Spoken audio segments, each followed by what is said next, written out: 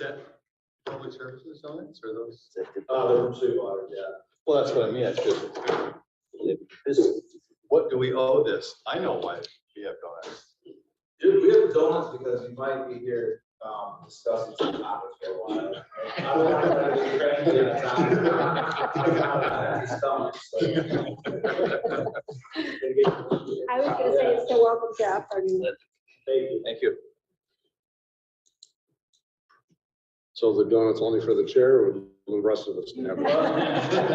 It's 24, so I don't know how many chairs. You can drink it.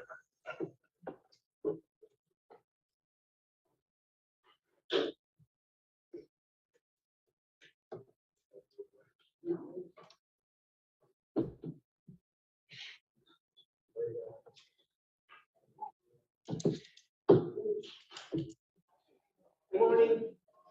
He's gonna remote. I don't have to leave now. I don't have to leave this morning. That is canceled. We should- Yeah, it's all full again.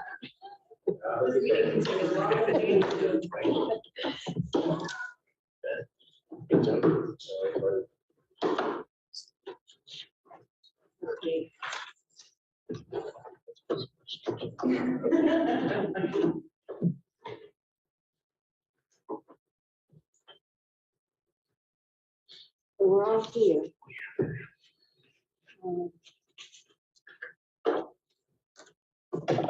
Call the meeting to order and set the agenda, and we do need to add item 8B, a discussion on the mid-year rate adjustment. Any other changes, corrections?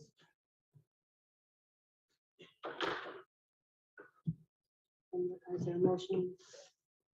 I would make a motion to accept the agenda with the addition of 8B mid-year rate adjustment consideration. Support. There's a motion by Peter and a second by Tom to accept the agenda with the addition of the rate adjustment. All those in favor? Aye. Opposed? Motion carries. Introductions. Yes, I think we should go around with the members. I'll start with the Penny Cogswell, Chair and Supervisor from Washington. David Anderson from City of Kalamazoo. Jeff Chamberlain with the City of Kalamazoo. Peter Hefner with Radeville Hefner. John Crum, Lake Sewer Water Authority. Jim Escamilla with Vice and Associates. Tom Wheat, Pine Newhoff. Kim Russell, Regional Commission. James Baker, City Council, Public Services.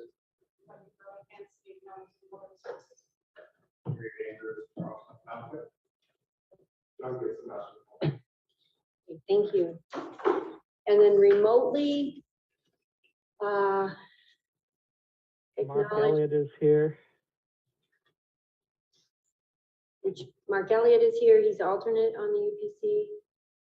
Rich Pearson from the Regional Water Commission, and Steve Vincenzi from the City of Kalamazoo. Welcome. Item number 4 is acceptance of the June 9th, 2022 draft minutes.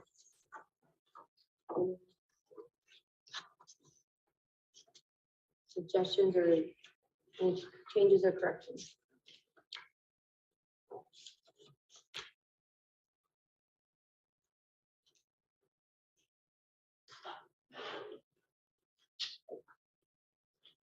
If not, is there a motion? I'll make that motion to accept the minutes as presented. Support. Motion by John. And second by David to accept the minutes of June 9th, 2022. All those in favor? Aye. Opposed? Motion carries 7-0. Item number 5 is public comment. Is there anyone wishing to comment this morning? Or this evening?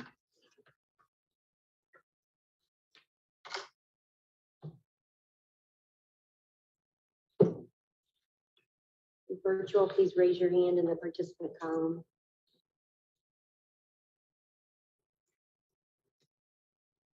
I'm not seeing any, hearing any in person. So we'll proceed to item number 6, unfinished business. So item A is the rate consultant selection. We had a bit of discussion last time and lined out, working up with the language in the contract that these are the steps to walk through to, I think, finalize this process, this decision. So the selection committee, we're reaffirming the selection committee in process, and the selection committee we determined is this same board. Commissioner. Yes.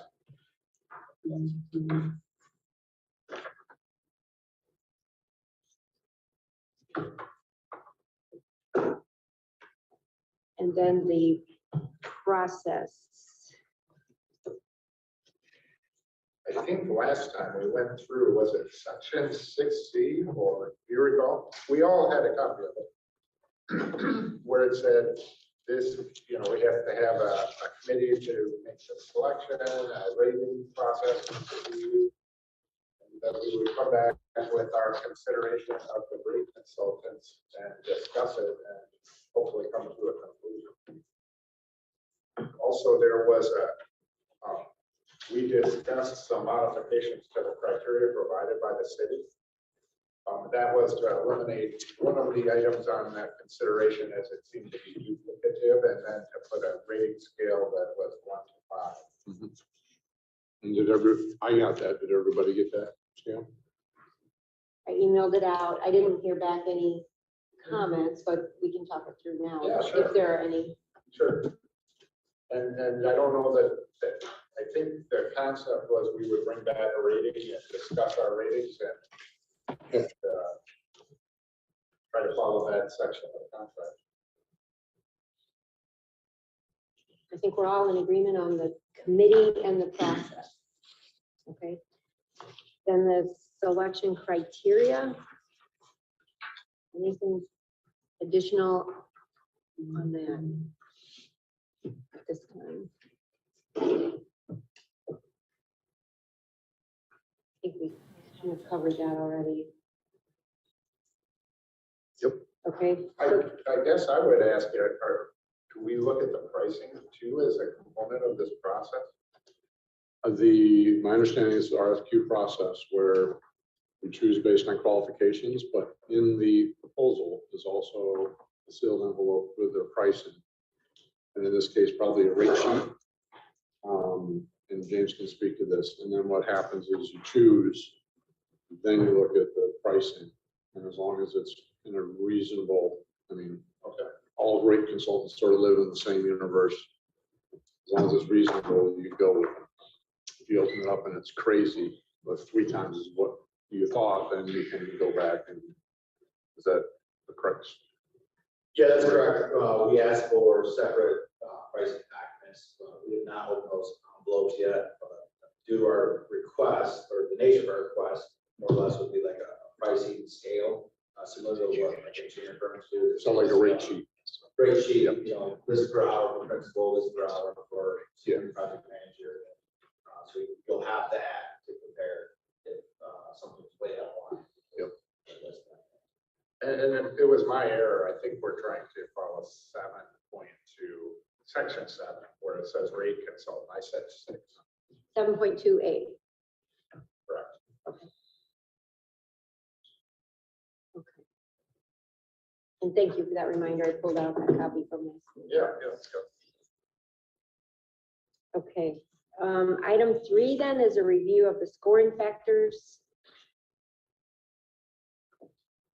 Oh, I guess we split out the criteria and the factors and approved the scoring chart. I guess we broke that out.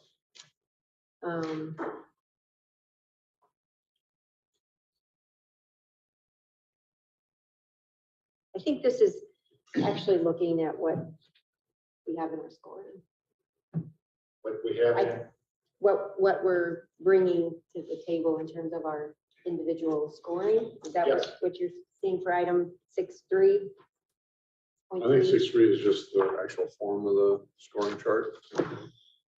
Okay, And we discussed it last time, but we could put another category on there, should we choose to do so, or there was waiting on here at one point, and that was removed here. okay. And also, I like the idea of going a 1 through 5 scoring, just because 1 through 10, it's a little bit difficult to discern between the 6 and 7 and between the 3. Okay, so then item 4 is the scoring and recommendations, so we can discuss that. I have a feeling this one will take a little longer. So how do we want to do this? Do we want to, Do we want to go around and say, I scored this one this way for this reason, or how do you want to approach it? That sounds good. Let's do that. okay, I'm gonna start at the direction of our coach. We'll keep it moving here. yeah, that's fine. Let's get on to it. Peter Hefner, I scored the firm Santec higher than the firm Raftalis for 2 primary reasons. One is I am hoping for some local Michigan representation, which is available at Santec, someone out of Ann Arbor. And so I gave them, as far as local firm office, I gave them 2.5 points in the case of Raftalis and 5 points in the case of Santec. And I scored Santec 5 points for firm experience, and I scored Santec with 0. And the reason I did that is I would like a clean break with firms that have worked with the city. And I believe they, in their interview, they discussed it. In their proposal, they have the city listed. And I understand they worked with the process of litigation some years ago, but same individual involved.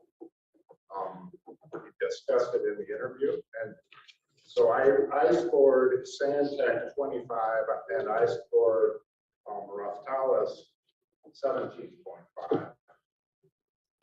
And that's primarily the reasons. The clean break concept, and hopefully some representation that is in Michigan. I understand both firms work in Michigan, but I believe the agreement says that they will meet with us quarterly. And just thinking to have someone local aware of what's going on in Kalamazoo, because the news in Michigan kind of is in Michigan. That is my take on the score. They both seem to have, experience doing this type of work. I like the fact that Santec seem to have been more familiar with the agreement, just from the interview process. Okay, thank you. Jeff or David or Jim, I was just gonna kind of go back. Well, first of all, And one other thing like that. At the last meeting, James made it clear, from my perspective, that either were acceptable to the city. So I want to throw that in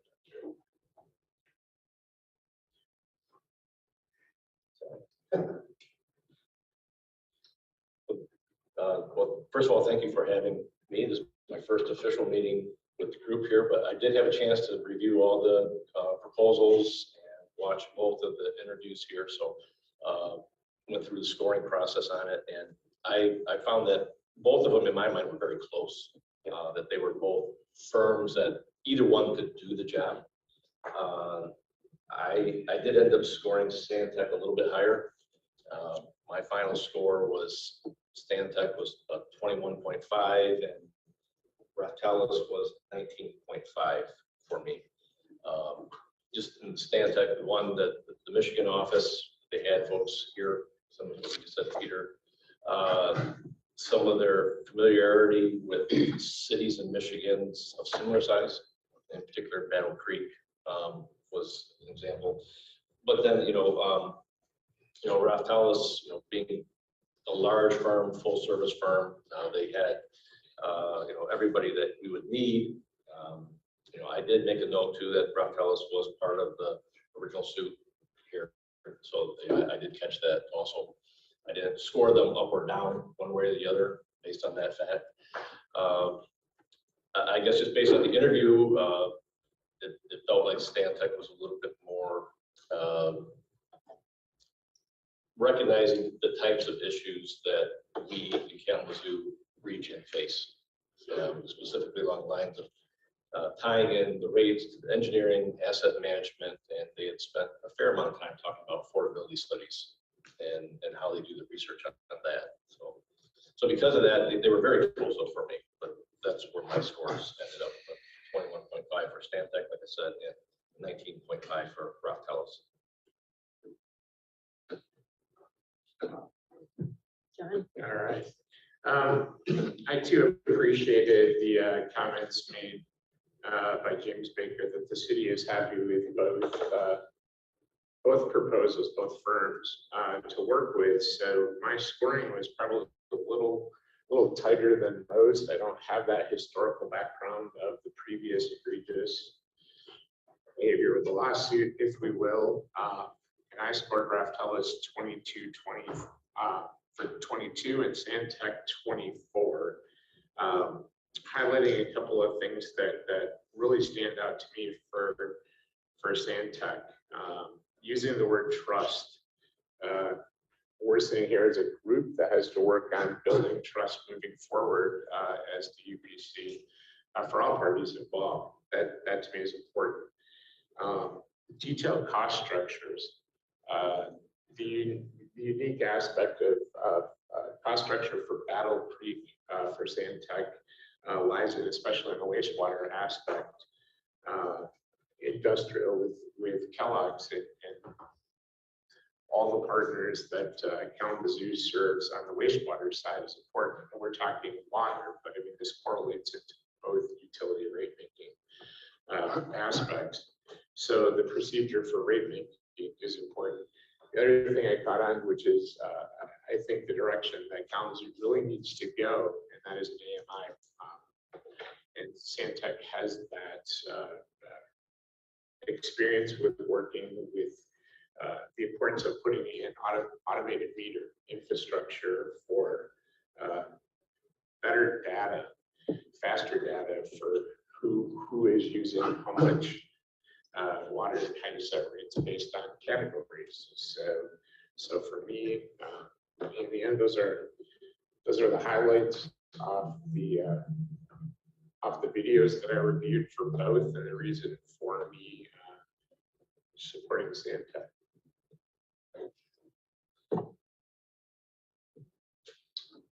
So I did not score these, and I will say that this is a bit of a training exercise for me going through this, not having been involved in any of the intimate details of all the discussions that led us here, which is a very, very positive place working together, but not knowing the details, just sitting and listening to even people like Jeff, what James said last time, which was, in their review process, be comfortable with each one of these firms. I'm learning something that I would not have even thought to look at all, as we go around the room, and I'm sure I'll learn more, I guess. So I guess if I'm gonna say my scoring is that we started out with James saying each one of these, either one would be fine. And now I'm getting to experience the nuance of the detail, which does not seem like it's gonna vary a great deal, but the things that people are looking for. So I guess my intent is that we choose one the group's happy with, and I'm supportive of that, and then we can just move forward and do the work that has to be done. Thank you. So I just came off my vacation and I did see both videos, and I did not score either. But my comfort was with Stantec in the end. And for a lot of the reasons that, you know, Jeff and everyone else has mentioned. I do like that they were closer to being a Michigan firm, and they are very large firm too. Stantec has just about every discipline that you could think of. So I just felt more comfortable with Stantec. So a lot of what we've already heard is the sort of my same sentiments. I scored Stantec 25 and Raftellus 18. One of the things that jumped out of me is the Raftellus was really sort of looking at it in terms of doing work for the city and setting up rates for the outside people. When we are now sort of beyond that, and it's, you know, it's working for the UPC, we're all in this together.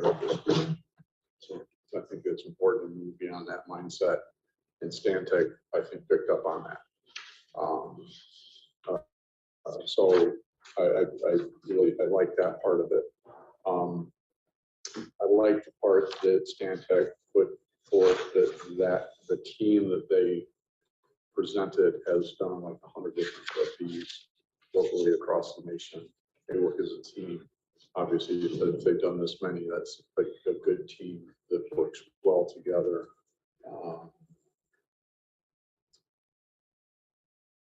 And they both mentioned this, but I thought Stantec is a little stronger on the affordability side of this, because that's going to be, that's a big issue coming up that's going to be dealt with down the road, especially given the rates we're going to see in the next few years, and you know what we have to discuss here in a few minutes. For certain, you know, people in our community are going to be really struggling to provide, to be able to pay for that. So I sort of, I think we're all headed in the same direction here. Thanks. Yeah, there's no tie vote here on my part today. So I had similar, I had Stantec higher because some of the reasons stated. Appreciated the City of Kalamazoo technical review. That was not my review. My review was Stantec seemed to be looking to the UPC city team. So it had more of the focus on the new agreement and how we want to work going forward. So that was what decided it for me. My number was actually lower, but I think that's because project management skills, it's really not related to their technical part. It was like, wait, we've got to be this team going forward. So I didn't score this because they didn't seem to pick up on that as much as, definitely not as much as Stantec in their interview. So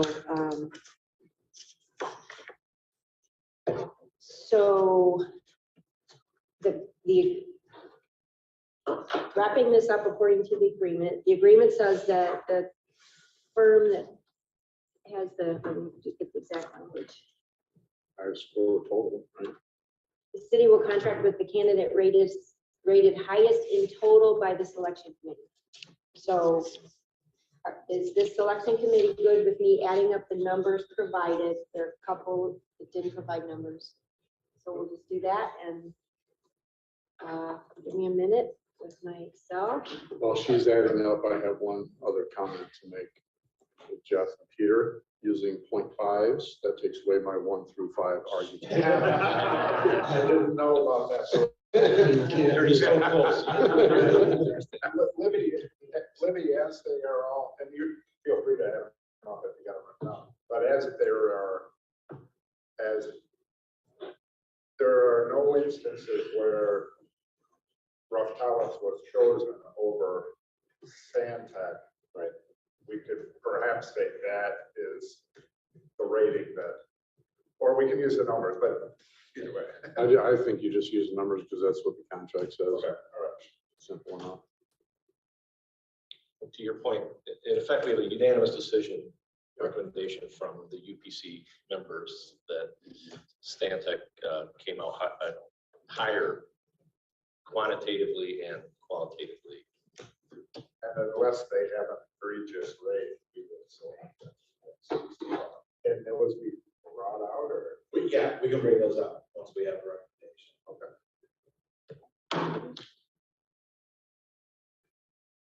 But in speaking to that, some of the information that was provided by Stantec and Raptals, I think there was numbers in terms of, they did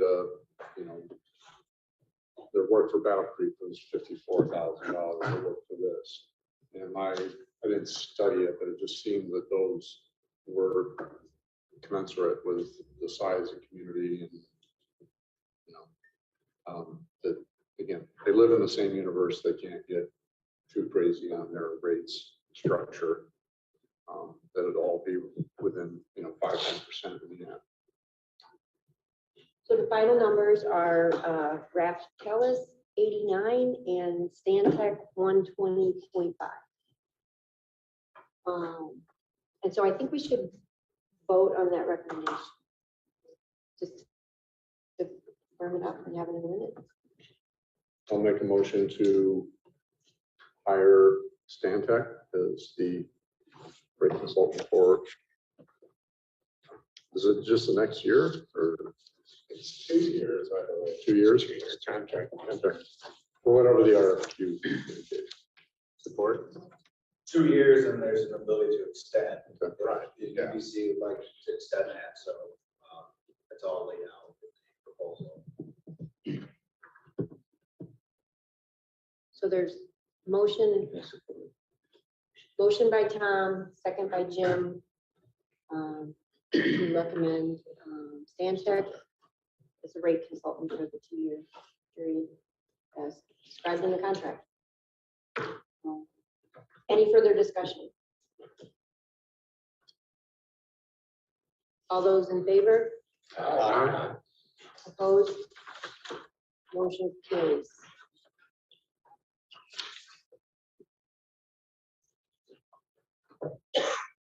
Item number 7, revenue expense reports. Item A is the city utility financial reports. Have you received Where are those? you at on there? Did I jump ahead? Oh, I jumped ahead, sorry. Item 6B, water connections, extensions, and fees. Work in progress. Okay. The capital improvement program, we don't. Just work in progress. One item to note is that we'll be recommending the contract for the 33rd Street project that's out in Contact Township. We'll recommend we award that to City Commission on July 18th. That's a $5.9 million project, and that connects and consolidates 2 pressure districts. So that project is something that we've been working on for a number of years now. I think something in the neighborhood around 5 years to bring that project forward. And that's going to bring a lot of redundancy and resiliency back into the system to help support some hydraulic efficiencies that we've had, and it's going to help to shore all that up. So that's coming to City Commission on July 18th. Okay. Would that be start construction this year? So the project will get awarded. One of the challenges that we've had with construction and material availability is that we're actually adding a year onto the project. So we expect that project construction to actually happen into 2023.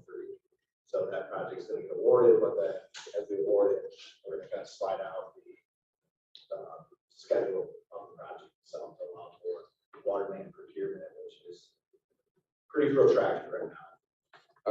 Talking, because we're dealing with that on Lake Street, and right now, 44 weeks. Projectile. Now that's a 16-inch, so it's a little bit bigger. Yeah. But it's still, even I think the 8 inches in that vicinity. So. Do you allow for price escalations? So there's a firm pricing. The pricing is $5.9 million.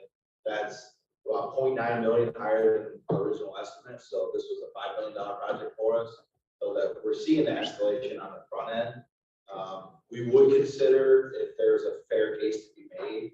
We consider that with all our contracts, but it's It's not a cost plus contract, it's a firm price contract, so unless something egregious happens, that we could consider it would still be brought forward. Yeah, on the Lake Street, not to get too much in the weeds, but we are writing a provision where we're saying we need to see, we will, because they give you the bid on the bid date, but they get charged the price of the material on shipment date. Yeah. So they gotta tell you how much it costs on today. They get charged for it a year from now. So rather than take that risk on, so what the contractors would do is, if you said you've got to hold that for 44 weeks, is they're gonna increase their unit cost by 25%. So then that shifts all the risk onto the owner. We're gonna say, we'll bid it and we'll choose the contractor based on today's prices. But when the delivery day, you'll give us documentation from the material manufacturer and supplier on both of those days, and we'll make the appropriate adjustment at the time. That way it takes the risk out, pay for what it really costs. And hopefully inflation will start going down in the next 44 weeks.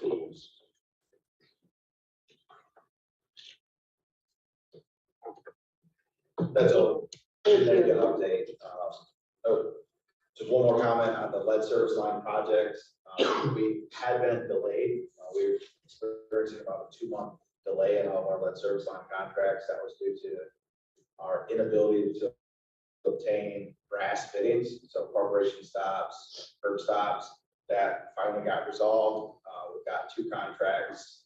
We've got kind of our East Kalamazoo contract that's wrapping up, and then we've got our North Kalamazoo contract that's starting. We expect that work to begin about the week of March 18th. So sometime during that week, we expect to start back up on our lead service line work. But we were at a standout situation for about 2 months to material.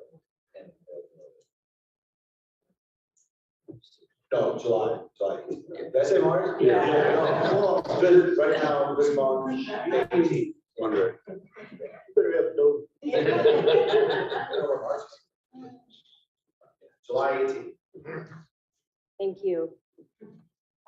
City UPC appointment, I'm not sure if I need to put on there, 'cause we're full here today, correct? So it's just the alternate, but do we have an alternate? Steve is the alternate, or Steve and you are alternates. Oh, you are both alternates. Steve Asensi and I have both been appointed as the city's 2 alternates.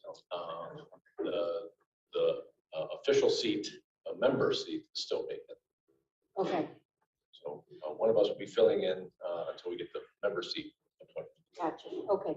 And we're looking for one of the partners to be in that seat. Who's the permanent? What pool do they come from? Come from the City city Kalamazoo appointment. City appointments. Right. We have 3, the city has 3 appointments, and right now it's you and the mayor and a vacancy. Nobody's interested. They're not beating down our door. It's not. That's why we're bringing notice. They didn't ask me. Spread the word.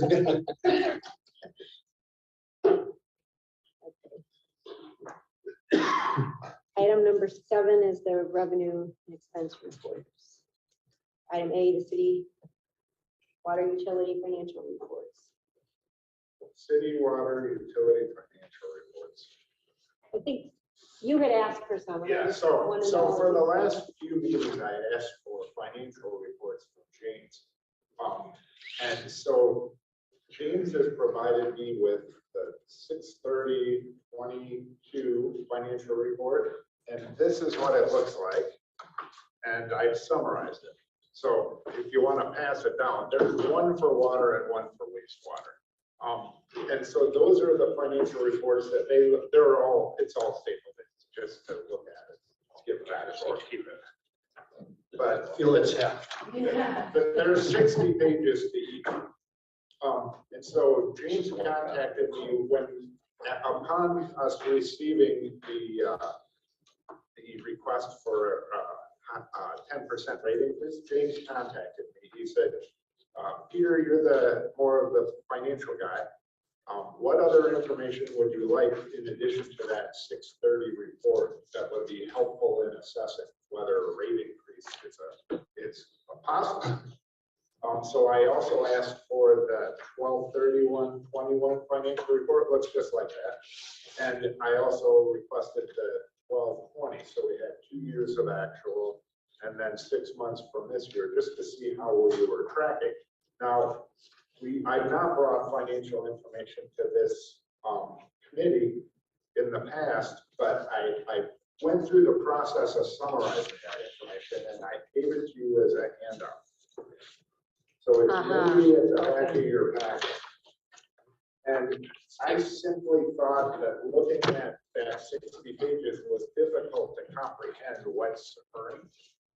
So I summarized it several ways. All the detail line by line is in an Excel document that generates this information. And I know this isn't perfectly pretty, but I've had it for a couple days, all the information. So to get it from that to this was somewhat of a project.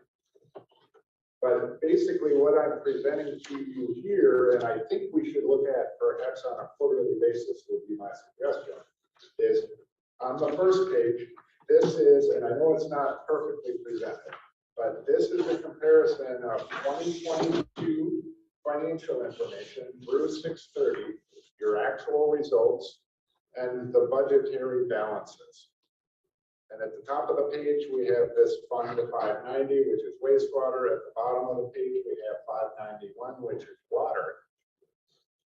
And I thought if we just saw how are we tracking compared to the budget at a summary level, well, we may all learn over time what are included in the various categories. So I want to point out that actual as of 6/30 would only include bills paid as of 6/30, not necessarily those that were incurred through 6/30. So if there's construction, the bill comes in July and paid in July. But in fact, that work was done through 6/30. We'll be aware at the end of the year, there's some type of an accrual, yes.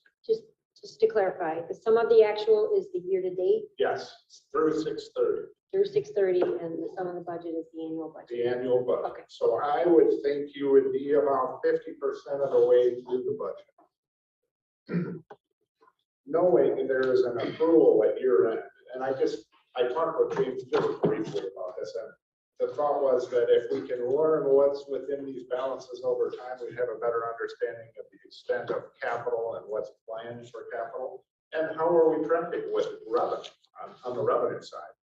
So, have I missed anything there? No. Okay.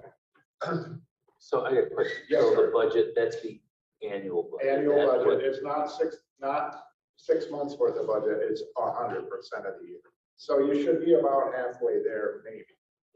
Okay, so it's not under what we have under contract. I mean, these are expenses. Right, yeah. So the expenses are just for bills that have come in, not necessarily the projects. And the budget is what was projected 6 months ago. And so I would just walk through this and say on 590, that's wastewater. And I'd rather walk through water because that's what the UTC is about. That's 591, but I have both pieces of data as there was some information distributed about some rate changes to us for water and wastewater. So at the bottom here, you can see expenditures, water and sewer system expended $2.4 million, budgeted 6.7. I'm going to go down a few lines. Debt service budgeted 1.5 million, or budgeted 4.8 million, expended 1.5 million. Now, I've not dug in and said, when are the bonds due? When should it be consistent with the budget? But just looking over it briefly, it looks like we're tracking within the budget pretty well on the expenditure side. That's just my observation. And then when I take a look at the revenue side, I say, it looks like we're a little low on the charges component, or that 536 water and sewer system revenue. We have $11.6 million recognized, $25 million budgeted. Now the rate increase went into effect not at the beginning of the year, but I believe it was it March or April? In March. So that number, I would suspect, over the next 6 months will grow quicker because we increased the rates, and this just reflects the rate increase for a portion of the first 6 months. And I'm not the finance director of the city, I'm winging this, but just generally what I see. I know they know much more than I do. And I wanted to show what else we have as far as data. This is very summarized. If you take a look at the next page, this is the same information, actual to actual. So the first column, it says 12/31/2020. That is the actual results that I received on that financial report for 2020. And then the column for 2021 is displayed, and then for 2022 so far. Now, there's a little bit of this scattering. You'll see the numbers are not necessarily right beside each other, and I think that's due to some changes in the counting process and the coding they're using. It looks as though they're grouping things slightly differently, but it gives you an idea of what were the expenditures over those years. I'm again looking at the bottom of the page, and I'm looking here, expenditure 591. In 2020, they were 23 million, 2021, they were 26 million, and they're 15 so far this year. There's a lot of caveats on looking at this data, not at the end of the year after things are adjusted. The current year expenditures, if you work your way down to line 904, and it says capital improvements, water, you see $5 million there. Everybody following me? 5.7. At the end of the year, likely, and I'm guessing. Where is that? Go to halfway down the page, 591. Oh, I was, okay. There's a category, 904, capital improvement, $5 million. So of the expenditures so far of 15 million, 5 million appear to be capital improvements. That's not a fair comparison with prior years because capital improvements are removed from expenditures at the end of the year and capitalized and depreciated. But it's more of an educational process of what I'm trying to walk through with. And then on the revenue side, you can see that just a change in the classification of revenues. And I extracted out of that report in a PDF, and then I extracted the data from 2020 and 2021 and came up with this. So I'm using what's on the reports and just the grouping slightly different, but overall, it should be fairly consistent. If you turn to the next page, within those categories of expenditures, the top is 590. Just for example, here is each of those groupings and the detail within each grouping. So within each, so for instance, let's just work our way down about 2 inches where it says collections, 541. Do you see that? Yep. That's the department used for collections. And do you see next to that, it says 590, 541, 000. That's wastewater collections. Then we have 590, 541, 01, 100. General collection operations. That's getting into the weeds, but it gives you the detail of what makes up these balances. I have this in Excel. You can double click on any balance and it'll show you exactly what the line items are that make up these expenditures, and they're directly off that paper report I provided you with. But I think this could be an educational process for us over time. And so this is my first shot at it. If you like it, you don't like it, I can email you the file that makes this up, and you can click on every balance, and I can do it before the next quarterly meeting. And you can kind of scan through and understand what's current. This is just one perspective. I mean, the city can provide some kind of type of comparison, but knowing that there was this concept of a need for additional rates, I thought it was prime time for us to kind of look into the numbers. And I'm just looking, I kind of, once I went through it and did this, so the back detail is basically the same information throughout this entire document. The front is just showing you this year. The same data is in the next component for this year. And then the same data at a more detailed level is at the very back. And if you wanted to know what the line items are within any of those categories, you just double click on this table, that balance, and boom, you get a new tab and it'll show you 40 accounts, wages, benefits, social security, whatever. But me looking at this, and I work in audit and accounting realm. This was my perspective on where we're sitting, and it looks as though we're kind of tracking in accordance with the budget, is what I see. I mean, we're under budget for virtually all the categories. Knowing there's not an accrual and not knowing what that accrual might be, you should understand that too. But theoretically, you're always behind on your billing for revenue. There'll be more revenue coming in. Right? How you treated last year's accrual and whether you reversed it, I don't know those things. Which can play into this. But it appears to me that, you know, when I just look at the budget for water, we're tracking pretty well. The capital is kind of the unknown, but at the end of the year, that is capitalized, hopefully, and depreciated over its estimated useful life. So that kind of gets backed out of the formula. Now I'm looking at the city's financial statements for 12/31. They were audited. I haven't found them out on the state's website, but they are now. And I can tell you that water had substantial capital contributions in the current year, which drove a change in the bottom line to the good of $18 million. In 21. Yes, 12/31/21. There's $20 million of contributed capital. But I just wanted to know what happened to the bottom line last year. That's what I was looking at. And I think the audit was probably recently completed. I don't look every day or whatever. Let me tell you. Looks like the opinion is dated June 30th. So this report was put on the state's website like June 30th. And the numbers are there, and I can bring those to the board next time we get together, just for water, the balance sheet, the income statement and the statement of cash flows, because we need to start to learn about what are these numbers doing. So that's what I brought from a financial information perspective, knowing that we were going to discuss perhaps the request for or the rate consultant's concept of a need for transition.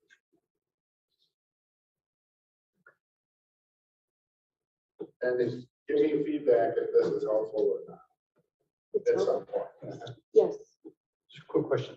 So when obviously when you capitalize those expenditures and pull them out, where does the depreciation expense end up at? That depreciation expense, actually, if you look at the second page in, and yeah, that's a fantastic question. On the second page in, if you look at that category that says on the expenditure side, do you see how it down halfway down the page 590 go to administration 551?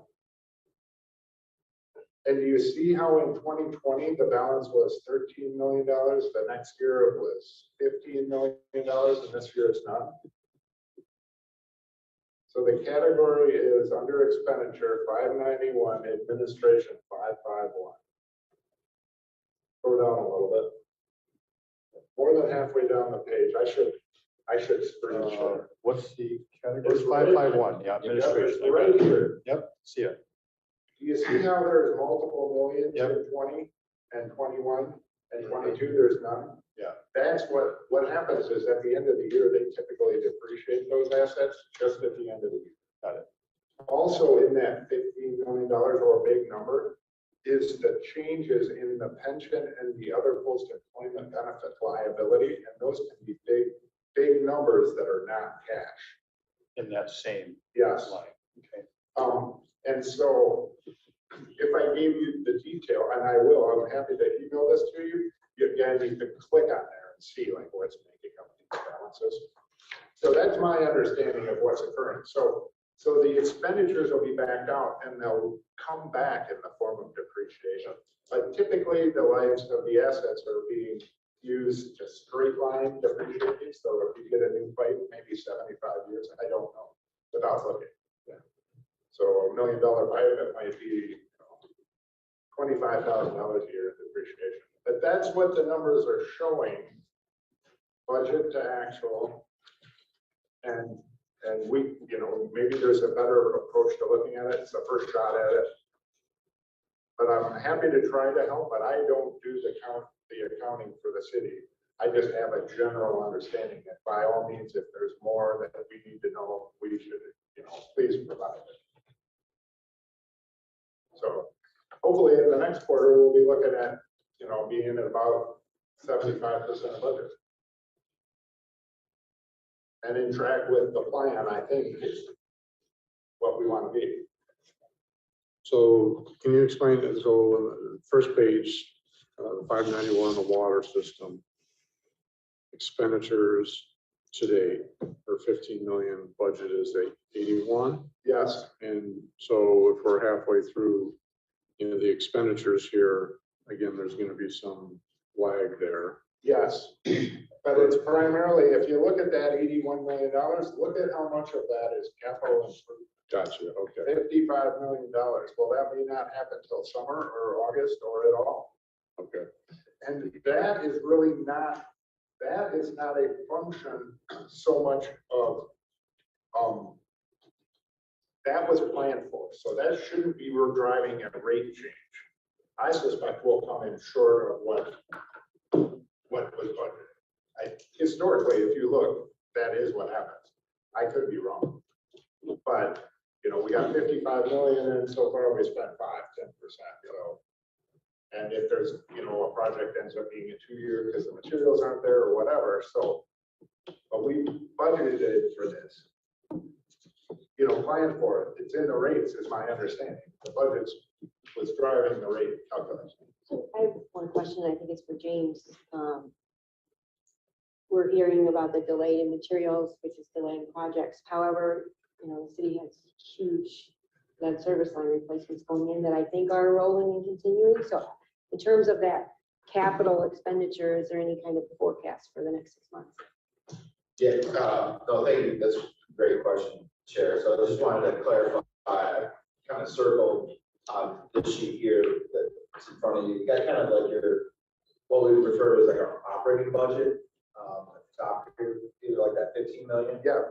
And then over here down towards the bottom, we've got this like $55 million, which is, essentially represents capital. And so the way that we've been managing capital over the last approximately 3 to 5 years is that we've got pretty large projects, well, a number of large projects, and that we look to award and cover those projects and then carry those forward with construction progress. So a pretty significant amount of the $55 million is going to be continued on into future fiscal years. So there's not an expectation that we're going to spend or encumber the entire $55 million right now within this fiscal year. The opposite would be true for the $15 million within operations. The expectation that is going to get burned through this fiscal year. The $55 million is going to get stretched out into future years. Okay. We don't show encumbrance on this, but it will be helpful, especially when we start to look at capital. The encumbrance really will show you that you've got a contract in place, the project's awarded, and you're now working through that project. Let me clarify one other thing on where he was referring to the 15 million. Understand it includes capital of 5, which is Yes. 904. Yep. And in the far column, it's budgeted at 55. And the number below, there's $55 million worth of revenue. That's bonding and using of reserves and things of that nature. So if you look into the detail, you'll see like projected bond issues, grants and things like that. So there's more there than just this, for sure. And I'm more than happy, if you want this, I'll give it to everybody if you'd like it. And then you could click on it and before we come to the next quarter or before the next meeting, I can send it out and say, here's what it looks like this quarter, not next meeting, but the quarter. And then you could look into it and then we could ask questions or not. But I wanted to just make sure you understood that like that total $80 million, a lot of that is not being financed by operations. It's bonding, the use of reserves. There's substantial, I think, grants included in there. And when the rate was calculated, this is my understanding of looking at the rate model. Bart Foster has projected what would be expended for this capital, knowing that things go multiple years. So it's a complicated process of, all the way through, not necessarily just the accounting, but then the rate analyst is saying, well, I know this will be a 3-year project, so I'm gonna make the rate so that we capture what we need for operating, for reserves for the purposes of that.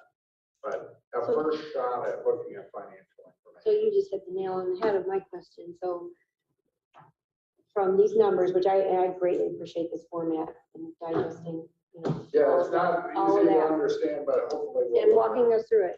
But so the conclusion from this is that it appears okay for this year, but that bonding in future years, how do we know that?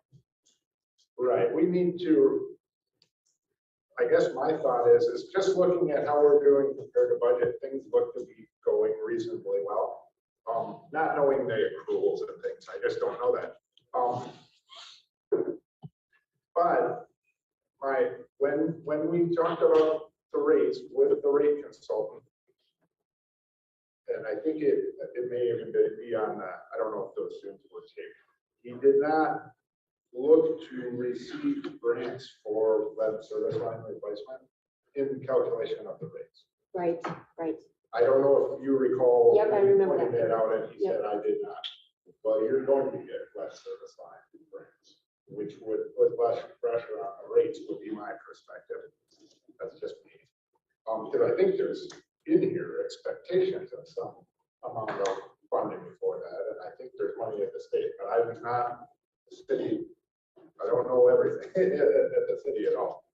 So I guess my look at it is we're tracking pretty well. And we should know that as we look at issues associated with rates. Understanding the rate consultant projects things. I know you never do the 100% of the project, but it takes 2 years to go through this. And not going into the rate model. We know something there in this meeting that we have in the past. Thank you, Peter, for doing this. I think one of the things it's obvious is that the utility system doesn't have a nice, neat, take our budget divided by 12. Yeah. And we're going to be 50% through the budget at the end of June. It just, because, and obviously, a lot of things in government doesn't work on a nice, smooth basis. There's a lot of ups and downs. And like you said, this doesn't represent any encumbrances. So when we, at the city, when we're looking at a lot of these line items, we'll take a look at what's been expended to date, what's been also encumbered to date. So that's, and then that will tell us, are we tracking on this line item, or have we kind of encumbered and spent 80% of this line item, and we're only halfway through the year? Maybe there's a reason why, because maybe we front end on some things. So so these things do look like we're tracking well. Second point, and I think James is going to talk more about this a little bit later here, is this is a snapshot of where we are today. A lot of the work that's been going on is what do we see coming down the road based on some of the bids and things that we're getting, what's going to happen over the next 6, 12, 18 months, and trying to identify that, because that picture, when we look at that 6 to 18 month window, looks different today than it did even back in January. So there's that. And then finally, yeah, you're right on the grants. We are going after grants. I think part of our work here and working with James and the team is to put the best information, but to not count on something until we actually have it. That's why we run most things, obviously. And I see the encumbrances on that report, I could add them, and I totally agree, we haven't considered it. My hesitation would be, let's say, encumber something for the whole year. And then it looks like you're at 100%. We just will not understand that. But I can include that in this going forward. Most of the encumbrances, I just threw one out there. I'm looking at sewer, for instance. Most of the encumbrances are capital, $30 million. But my thought is, so here is what an encumbrance typically is at the beginning of the year, you go to a vendor and say, I need all these services. And we'll do a PO. And at that point, you may show that balance as encumbered. And as they send you bills, you reduce what you have committed for it and you show an expenditure. And not knowing, does that encumbrance mean what I've got for commitments through June or through December? It throws more data out there for sure. So I totally agree. You have commitments beyond what's here. This is just cash out the door. And we can include that should this group decide they want to, or they want to see it again. You know, it's up to you. Quick Yes. question, really. So, for the 2 previous years, we're obviously looking at audited numbers. This year, not so far. How much happens in terms of adjustments, as we're preparing? I'm just out of curiosity. Is there much shuffling around of things or recategorizing in your experience? I would think it's a lot of capital being moved from capital to be depreciable. I'm sure there's an immense amount of that.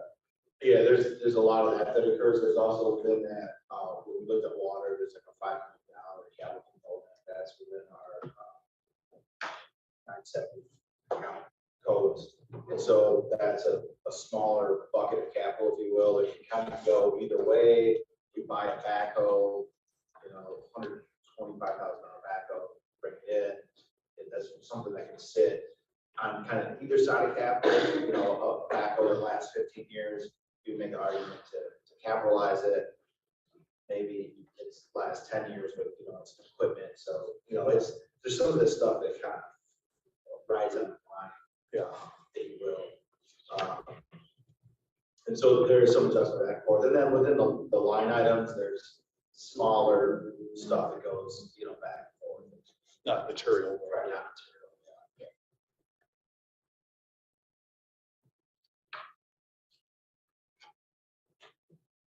Peter, one additional point, if I may, is it's related to this, but I'm not going to get into the rate discussion now. I'll just start the board as you move through agenda items. But one of the things we're looking at, the revenue expenditure reports that these are, is kind of like a checking account, right? What we're not seeing in these reports is what we would call kind of our net financial position. What is our coverage ratio now at? What are our what is our liquidity now at? That's kind of our cash on hand.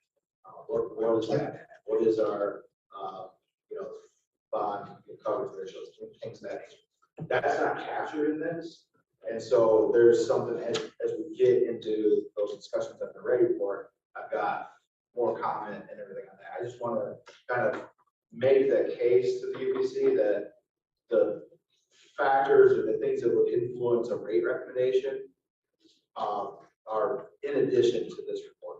There are other elements to consider beyond just this report. Goes away as rate. There's one more comment for me. So I also appreciate the deep dive and spending time to do that and putting this together. Super helpful. What I try to get back to, we are a board and not a working board, I would suggest, to some extent anyway, at least from my perspective. So I am reminded that, having been on other boards, and looking at budgets, what is, what's material and what's meaningful? You can take numbers, you can throw them around in kind of a variety of ways, not saying that one's more truthful than the other, but you can present things in certain ways. What is meaningful for us to look at that we all have time and we can comprehend relative to the rather complicated undertaking that we have going on here? You know what I mean? What is is there a category of most substantive, determinative kinds of things that are helpful for us to be aware of on an ongoing basis? Because like you say, if we're tracking some number, we have a budget for a year and it goes up and down one month, another month, and this, that, and it's, $100,000 or something like that. We're like, oh yeah, well,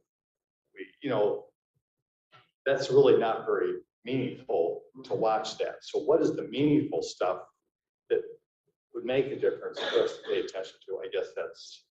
If I were, I would give my insight or thought, that first page that we have, that just shows revenue, expenditure, budget and actual, and perhaps how we did the 6 months of the previous year through that date. That's a very good piece of information for us to look at, I think. I don't, where were we last year? Where are we this year? And what did we budget? Probably plenty. I just wanted to show you that what is inside in down detail. But that's, I was on the board of a school and I asked them specifically for that. And I found it very helpful because if something new is way out of line, you could have a general idea to ask a question. Yes.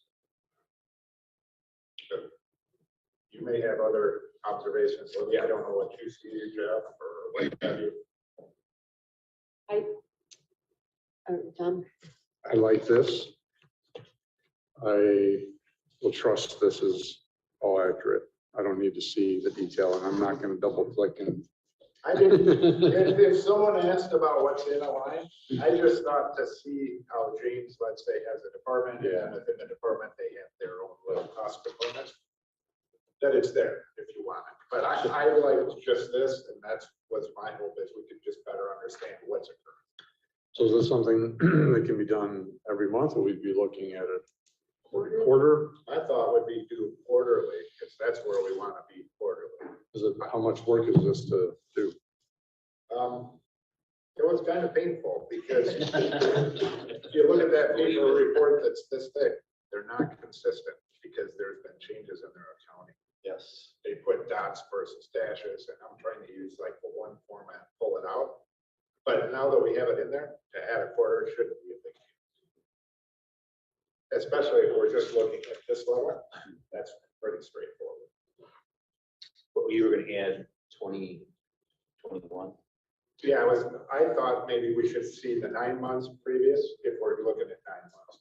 And that shouldn't be huge, Yeah, that would be good. but that's my take. Yeah. Sorry, go ahead. Okay. Just because there are, when you talk about front loading, you know, in our business, health insurance, if we front load that or sometimes, so there's a lot of times where our budget, it looks crazy because of decisions we've made. And if you see that year after year, that you start understanding that that's sort of. Yeah, so I think the comparison of the same period of time the prior year would be helpful. And then, you know, when I was on other boards, seeing that information, unless something really stuck out, and things are fairly consistent. Capital is going to be a change, right? You do have to do a calculation here because if you just look at those top numbers, you're like, what the heck, we're way under. But then so you have to go down and do that mental calculation, pull the capital out of it on both sides. Then where are we at through the year? Just some things like that. So. And us understanding in the future, you know, over time, we'll all understand that capital number means X, right, or the revenue side for capital means Y. Right. But hopefully it was a good start at least having a general understanding. I have a question though, just for the director of the department, what kind of information do you get? I mean, are we just kind of recreating and duplicating something that you sort of, as a management tool that you have already, or how does that work? So there's many more tools and toolbox than what's shown here, if I may. And there's, you know, a lot of financial indicators that we're looking at. Steve Vicenzi, I know he's on remotely. Him and his team provide, you know, much of the support, and they kind of house all this information. So, you know, they're kind of helping to feed that to us and everything like that. And so it really kind of, we break it into categories, if you will. So we've got folks and teams and people that are looking at just capital, and they're tracking just capital projects on expenditures, encumbrances, and then we'll call unencumbered capital to where, hey, you know, we're going with the project, we've got $300,000 left over. We need to report that. We need to let Mr. Vicinti and his team know to pull that back out of the code so that can go to another project. So we've got a lot of stuff going on there. And just so for some perspective, within public services, we've got 104 active capital projects this year. So there's a lot of this going on. We've got another group of folks, another team that's supported by Mr. Vicinti and his group that are looking at our revenue for our big customers, if you will. So those are, we've got entire stats file on that. So we're looking at commercial, industrial, municipal customers, and we're tracking that group. Where do we think they're going to come in at? Where do we project they're going to come in at? What are they currently operating at? And so that's like the dollars coming in. We're also looking at retail sales, water and wastewater. Those are customers in the city, national township, kind of all throughout to look at overall trends in those groups. So there's a lot of stuff happening throughout all of the bigger fund, looking at the big revenue coming in, retail revenue trend, meter trends. We spent a lot of time looking at, from one year to the next, what are our retail meter accounts doing? Are we still tracking low and low and low? And what's the reason for that? Do we have an anomaly where we've got one group that we're seeing more like sprinkling accounts? Why are we seeing more sprinkling accounts now? What's happening with that? And try to get an engineering determination of why we build more homes and optional. Okay, that makes sense. Or I don't know, the meter reader didn't do it last time. Try to find some reason for it, and then also within the data. So there's a lot of work going on, and a lot of folks are looking at this.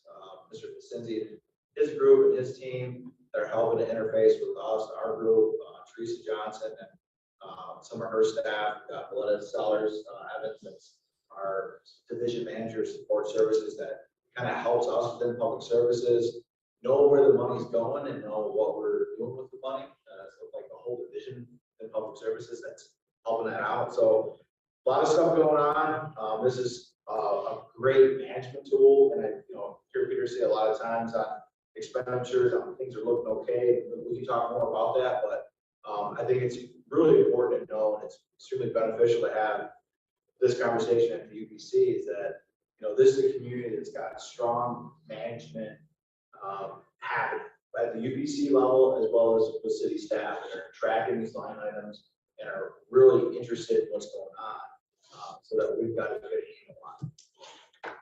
So as you were talking, I got this org chart going on in my head, trying to figure out how all the support it takes to do what you do.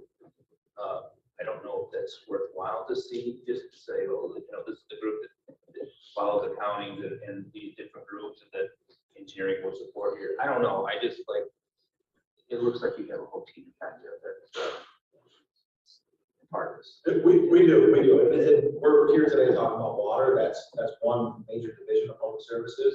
And just to give you some scope and breadth, public services, our department, we've got 230 employees. And you see the amount of money. This is just water, wastewater.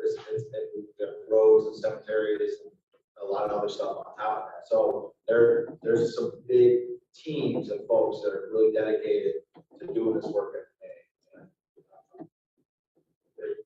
They're doing a great job, and they're here to support us. Yeah, most people don't understand it. So, it takes money to support that. Right.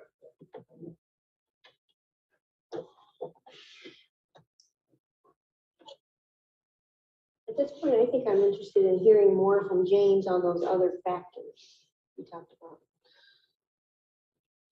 That might weigh into this. Sure, I mean, Yeah. we're talking about this report and things that are applicable. So if you want to expand on what you're Yeah. looking Yep. for. Yeah. Yeah, I can go. I don't know if there's like a new agenda item to kind of talk about the letter that we got, kind of Should we move towards that, Libby, versus? Oh, gotcha. Yeah, Oh, sure. Yep. All right. we'll get to it. in just a We should minute. do the invoices. Okay, yep. UPC, professional services, invoices.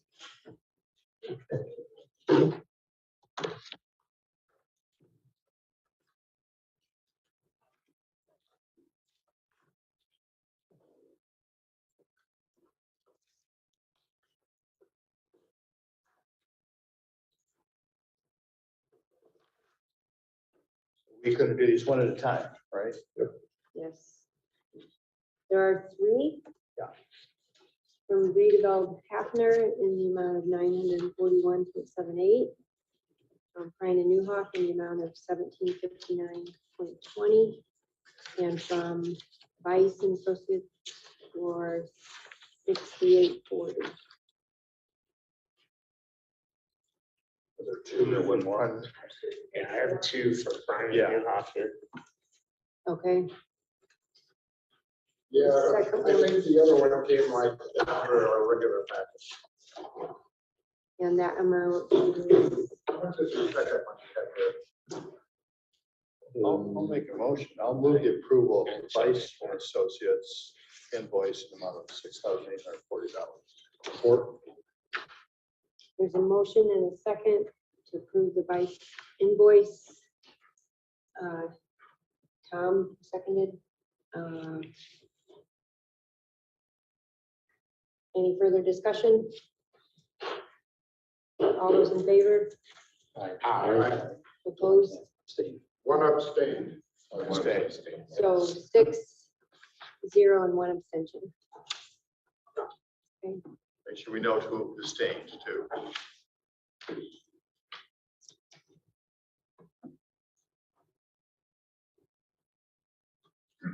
Move approval of the two. Is it Prime? Prime. Prime invoices, one in the amount of $1,759.20 and one amount in the amount of $974.40. Support. Motion by David, a second by Peter. Any discussion? All those in favor? Abstain. Aye. Motion carries 6-0 and 1 abstention. And then the redevelop. I'll make a motion to pay the redeveloped Hafner bill at $941.78. Or Motion by Tom, second by David. Any further discussion? All those in favor? Aye. Abstain. Motion carries 6-0 and 1 abstention. Item number 8 is new business utility financial policy. I don't know if there's any proposed update. I think we should discuss that with a meeting with a little more space. Okay, Perhaps the next meeting I would propose leaving. okay. Okay, so then item B is the rate adjustment mid-year discussion, and certainly waded into it already.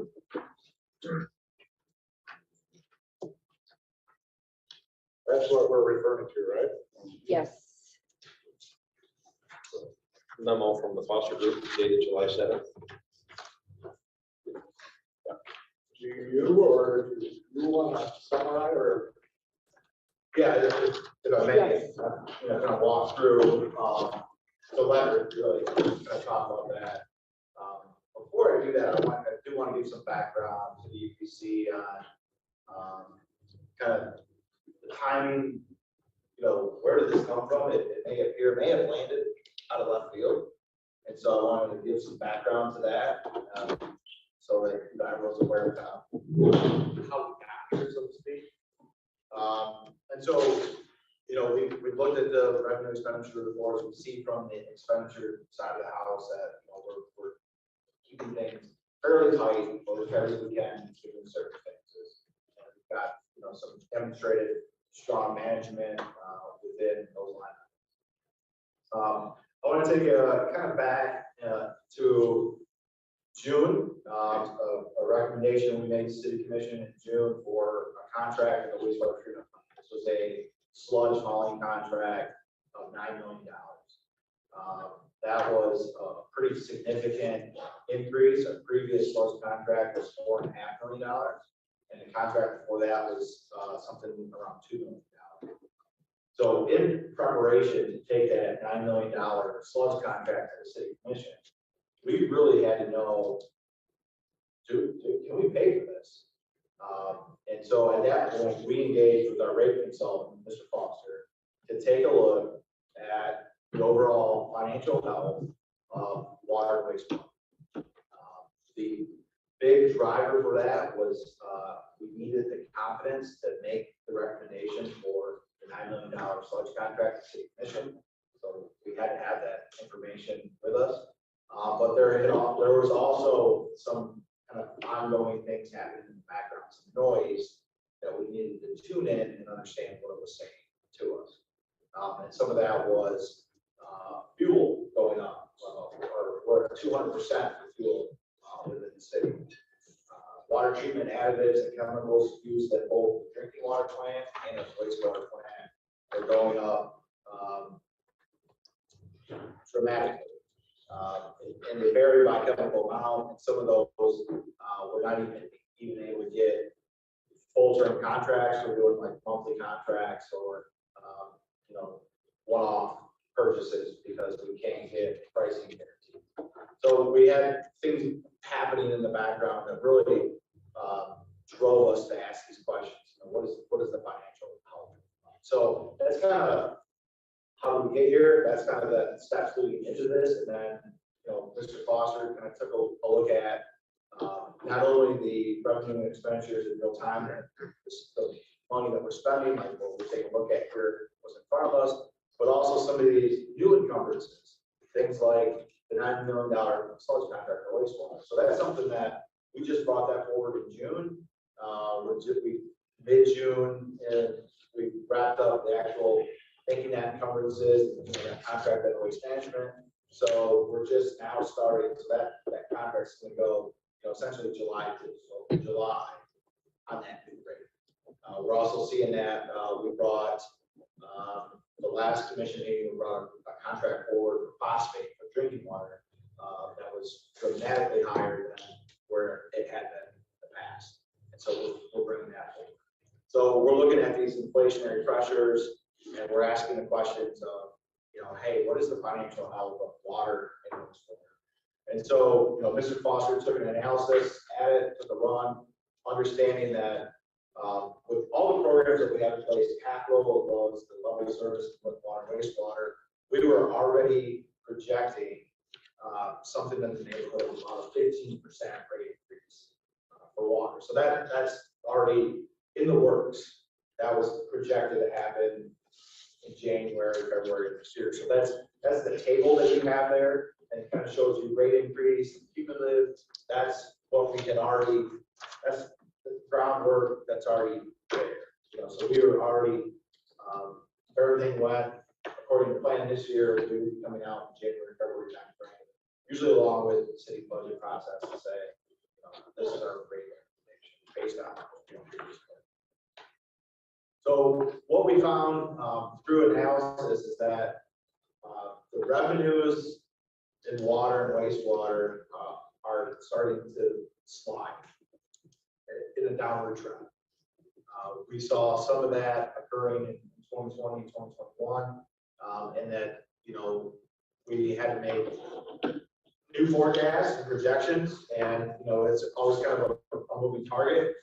We look at a 3-year average on water sales, and we project forward and say, okay, what do we think it is going forward? If we're not 100% correct on that we have to adjust that in the next year. And again, rate setting is always forecasting. We're always trying to look out into the future, recognizing performance from the past. And so we're always kind of trying to set that going forward. So overall, water is down about 5% from an overall financial health perspective. If we could take the figurative bar in water and we could raise it up to where we want it to be, we would need to raise that bar 5%, given the numbers that we've got from, and that's summarized in the letter report that you got from. In wastewater, that financial figurative bar, if you will, we need to raise that by 18%. Wastewater is experiencing some more concerning financial health situation than water. But looking at both of these accounts, looking at an opportunity to do a mid-year rate increase of 10%, recommendations, 10%, kind of gets us closer to that 15% goal, and we can do it in steps. And so this is some of that kind of positive management decisions and choices we can make now to better set ourselves up in the future. So you see that table's at 15%. What we're telling you in the rate report is that it's probably going to be somewhat a little bit more than that. We don't know. We know it's 15%. We said that last year. We're experiencing some challenges with supply chain, with expenses, and we're seeing revenues drop a little bit. Let's do a 10% mid-year rate increase now, and then come back again in February. It would probably be something in the 5 to 7.5% range, as opposed to not doing anything now and waiting for this to just unfold over the next 6 months. And we come back in February, have a bigger rate increase to deal with. In wastewater, the situation is perhaps more concerning than water. In wastewater, we've got some very real financial health indicators, and I'll talk about those for a little bit right now. So we've got bond covenants that require us to have a coverage ratio of 1.2. We've got to have 120% above line over our debt service payment. Our utility financial policy sets that bar at 1.4. So those are your two criteria. We also have a kind of a net financial position, cash on hand or liquidity goal of 160 days within wastewater. So based on the information that we have in front of us now, our forecast would indicate that we may not hit those targets. We may fall below 1.4 for coverage ratio. And we may fall, we may approach 1.2, and that could be, that's a significant concern for us. And to that respect, we've got a fiduciary responsibility to manage these accounts. And the money isn't just to pay the workers or to do the project. The money is also to keep the account in good health and standing. And so that's kind of a summary of everything there. And this is, and I will acknowledge this is coming at you fast. And I don't know if you recognize the date of the report and the date that I sent it to you, but this stuff is, you're getting it when I'm here, so to speak. And we're kind of putting together, the city team's kind of putting together a timeline, talking to UPC, talking to our industrial municipal customers is going to happen this afternoon. We are planning to bring a ordinance, the rate ordinance to the city commission in August, and that we'd like, a goal to get the rates approved so they can go into effect in September. That is an extremely aggressive timeline, and I will acknowledge that our contract, master 4-year agreement in our contract, has some pretty specific language on rate setting. So I'll pause on that, but I wanted to get this information to you, have a discussion on it, talk through it, and kind of open the platform to engage and kind of interact on some of these financial situations that we're facing to deal with. Thank you.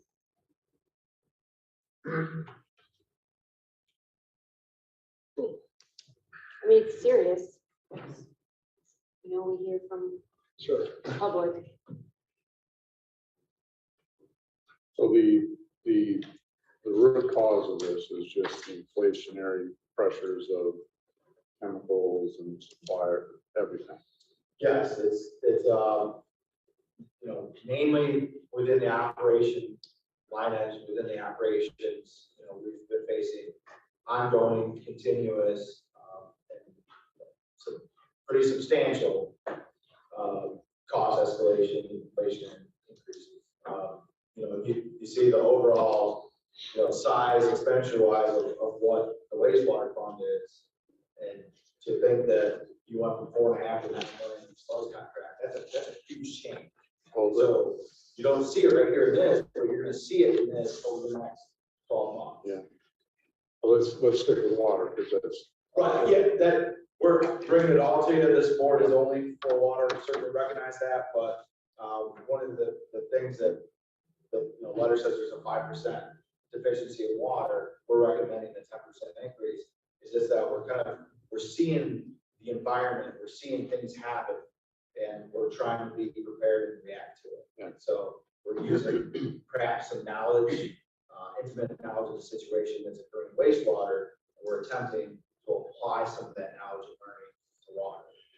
So we don't think that there's like this hard line in the sand of, you know, contracts and materials and things we buy for wastewater, that we're not going to experience that in water.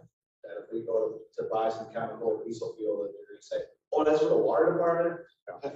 We'll take that price back down. So we think there's some continuity between the two funds and what we're experiencing. So I know other communities are having similar problems, right? Because I think it's, I don't know if it was Flint or Saginaw, but I saw like a 40% increase in utility costs is what they were requesting. The crowd was so upset.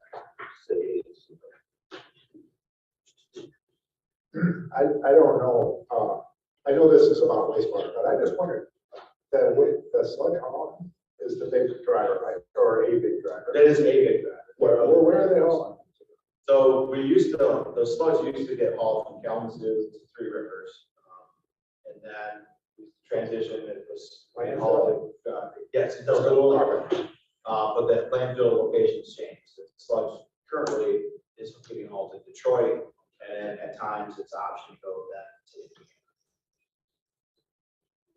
And I think piggybacking on that, like the sludge kind of ties into the discussion that we've had with water, in that it's the inflationary components. Obviously, they're driving a lot of this, but as it relates to sludge, and that, you know, new regulations, especially that are coming down the line related to PFAS and the lead and copper, that are all coming. They're all being applied at the same time. So you've got the new regulations, you've got lead and copper that replacements, and then you add on top of that the inflationary pressures. That those are all each kind of things that basically are outside of the control of James's team that we're expected to do, though. Right. That's a good point. Decent chamber. You know, there's a lot of these inflationary pressures that are all kind of happening at the same time, and they're compounding. You know, during the capital update, I talked about lead service line projects. We were delayed for 2 months because we could not get racks. You know, and so that's the fittings that connect the copper pipe to the main in the street, and that's kind of, you know, where we do the shut off the sidewalk, and there's some fittings that, you know, connect it to the meter. And you know, the supply chain is getting stressed by all this work in Michigan. You've got lead service line replacement happening in Baton Harbor. Every community in Michigan is state required now by law to replace lead service line. We're all doing this work. Certainly, that's affecting the market.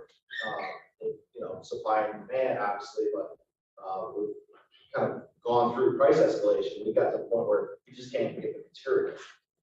So we're seeing it in the capital, we're seeing it in operations, we're seeing it from, you know, fuel. I think everyone's aware of that. You know, we're even seeing costs go up for power, electricity. So they're kind of hitting all on all fronts.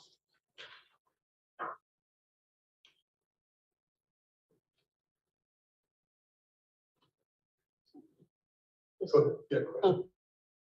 So, I guess I'll preface it with saying, I'm glad we're working together on this problem. We're separate entities. This is challenging, but I still think we're better. I'm glad we're doing this together. I forgot what I was gonna ask the rest of it. Go ahead. Okay. Hey, so you talked about the difference, 5% versus 18%, James. How does that result in what we're talking about, which is 10 and 10? Right? I mean, shouldn't it be a 5 and a 15 or something? So if you look at the report, there's a table at the bottom of it. Yeah. And it shows like a 15% increase for water.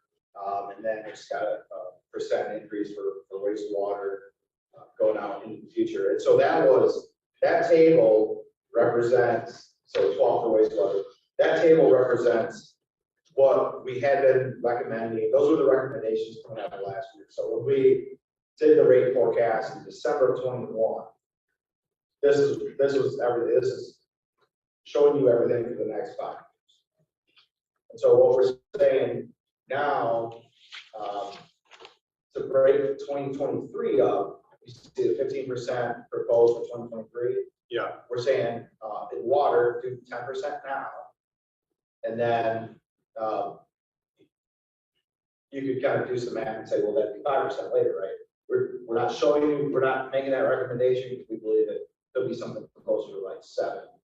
The costs are going up.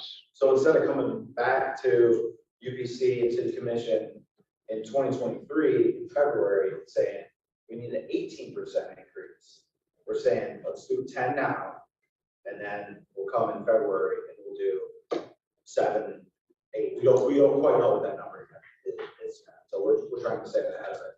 And in wastewater, we're like 10 to 10. That's where we're at. Something like a 10% now, and in February, 10%.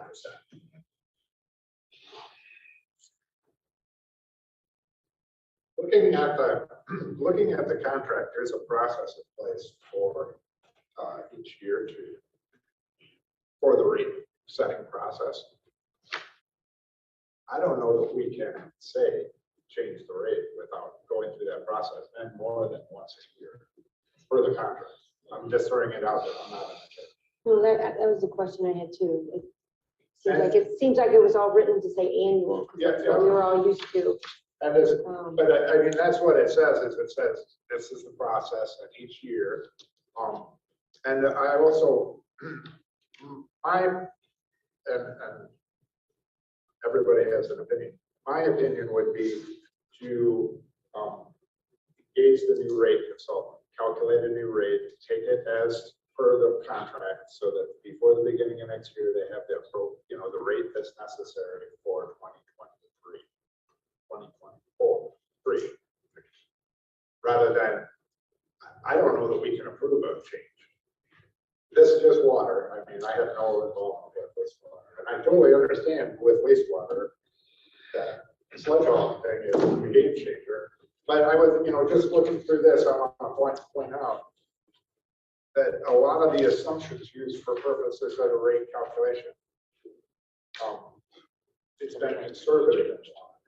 So I don't know that it is, and I don't know that water is such the pressing issue. It's wastewater. Correct. I would say so. If I'll use the analogy, if we had a bar, we could kind of reset that bar to put the financial health where we want it, water, wastewater.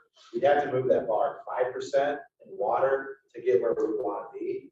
In wastewater, we'd have to move that bar 18% to get where we want to be. And that's today. That might get that bar, that position may slide as we go into the future. I don't know what that is, but I'll give you what that position would be today. So, I'm sorry. Peter's your question about the contract. And we ran that by Clyde Robinson, just because everything in the contract talks about an annual rate setting process, right? Because that's what we've always done for the last 50 years or so, whatever. His thoughts were, you could do it mid-year, but follow the same steps that are outlined in the contract. So there are some steps that were out there, and that was his recommendation, was to follow the same steps if you were to do something mid-year. So James, you outlined a time frame, going to city commission in August and implementing the rates in September. Is there, I don't know how set that is, or can this group talk about it again in August versus meeting, making some decision today?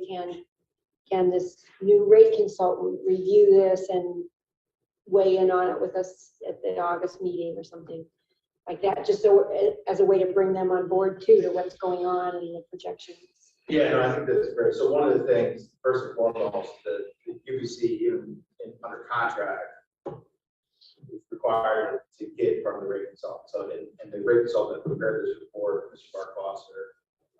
I would like to bring him to the UBC so that we can have this discussion with Mr. Foster, and Peter, Mr. Foster can engage in some of these details and things like that.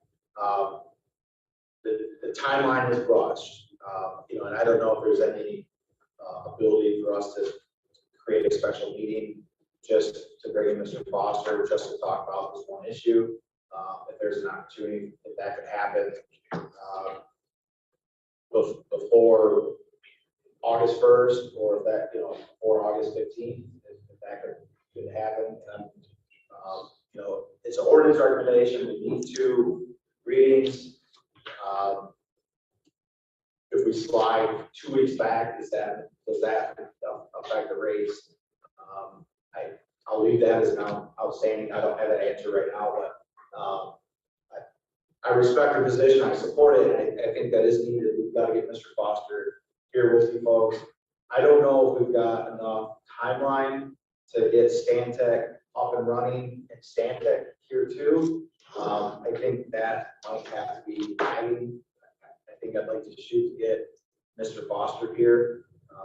And I'm not going to stop. We'll be calling Stantec probably today and get that moving too. It just that we'll have to create the contract and all that kind of stuff. That takes time.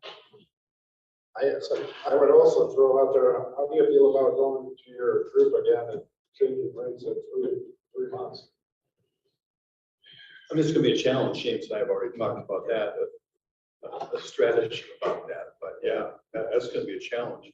I mean, I was even worried about going back this time in January after doing this bump.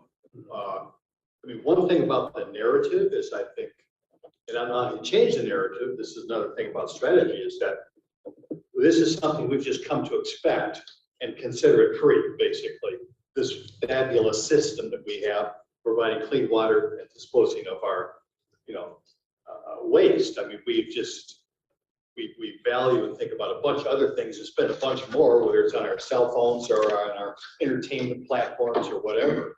So I don't know if that narrative can change or not, but I mean, that's one piece. And I've been concerned about that for sure. And this one too. So I mean, we talked about that a little bit. What about the concept? I'm sorry. No, go ahead. I'm just thinking that if you go to them, kind of go to people, let's say you go August and then you say 3 months later, I need another rate increase.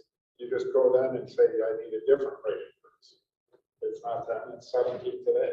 Or you wait until, kind of following this annually. That would be mine. Yeah.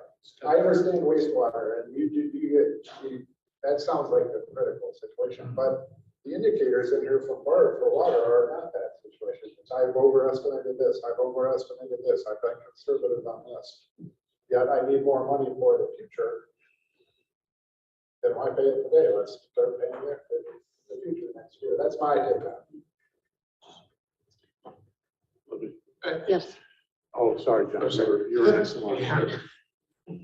So a thought process here for us to go through, not exercise of devil's advocate. You sat about 4 months ago and said it took us a while to get to the rate consultant aspect of our tasks as the UPC. And we accepted what the city had for a rate consultant for the current year.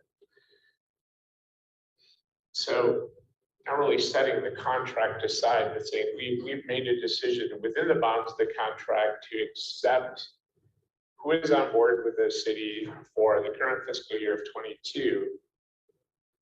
And the steps we took earlier were for 23. So I favor James' thought about the reality of getting Stantec up to speed in a timely nature for the recommendation by the Foster Group kind of is not realistic to look at. And then the fact of the matter is, we're looking at a forecast 9 months ago that said we should be here, and it's off, and we need to do something.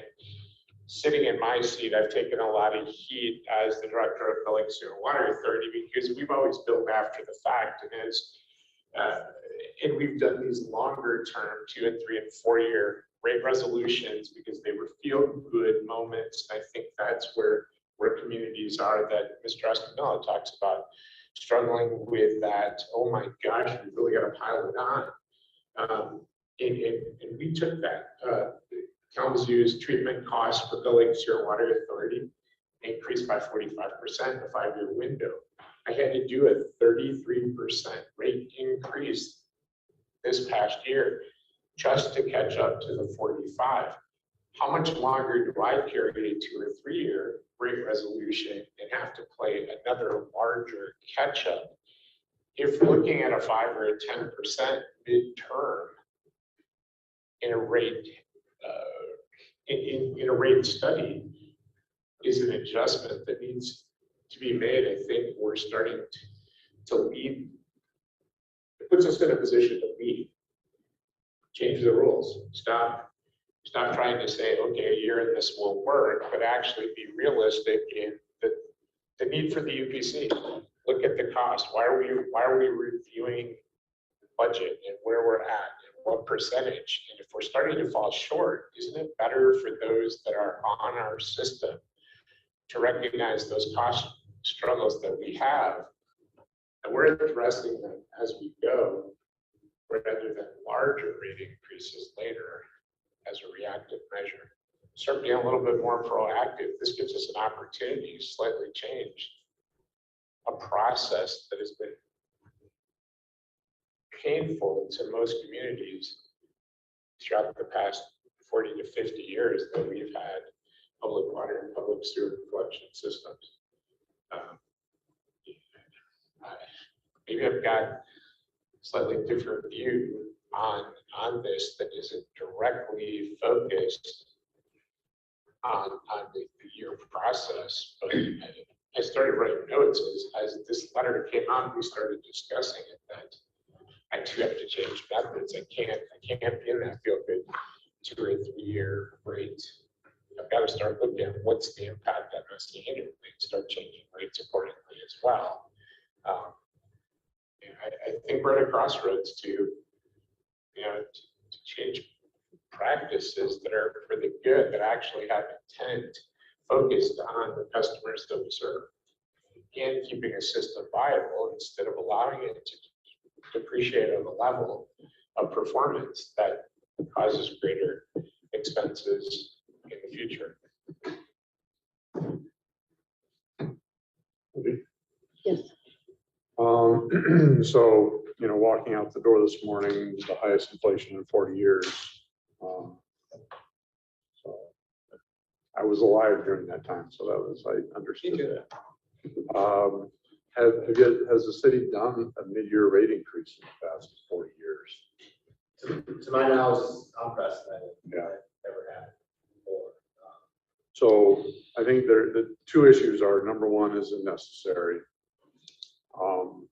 And we're getting information from the Foster Group indicating that it is. I think that you're in support of that. I'd like to Peter, because this is not my realm in terms of rates. Understand if it's really necessary. To do it mid-year. I think we need to understand it, or this group has to get to that point where we say, yes, it's necessary. And also understand the fact that I think we have to rely on BART, because I think Stantec, unless we delay this, isn't going to be, they're not going to have enough time to really, they might be able to give us a cursory review of it and say, yeah, that makes sense. And even if we do accept it and it is or isn't valid, when Stantec's on board and can look at the 2023 rates, anything we do now, 10% increase now, would then be reflected in the 2023 rates. If it wasn't really necessary, the 2023 rates may not go up as much, or maybe it gets worse and it has to go up more. So we have to rely on the expertise of those firms, both Foster and Stantec moving forward, I think. So the first part is the necessity. The second part is on the contract side, because we are sort of operating outside the contract, respect Clyde's interpretation. I think that's a pretty loose interpretation of yearly. But I think we would then have to accept that we are operating a little bit on the edge of the contractual language to be able to do this. I don't think that we're going to be able to make a change in the contract. We didn't anticipate that this was going to happen when you negotiated the contract. Otherwise, you probably would have written it different. And I think it's important to understand that had we had this experience a couple of years ago, we would be, the language would reflect what we're having to go through here. So those are my two big takeaways. Is it necessary, and can we operate out on the cutting edge of the contract language? I don't have any problem doing a special meeting if we want to have some more info from BART. I do have vacation next week, but maybe towards the end of the month. And I don't have any problem once we are able to come to a decision going to because I think that we should, again, if we're going to operate on the cutting edge of the contract, we should still go through the steps of the contract to the extent we can, which would include sending somebody from the UPC in front of the city council like we did in January, I believe it was. So those are my thoughts.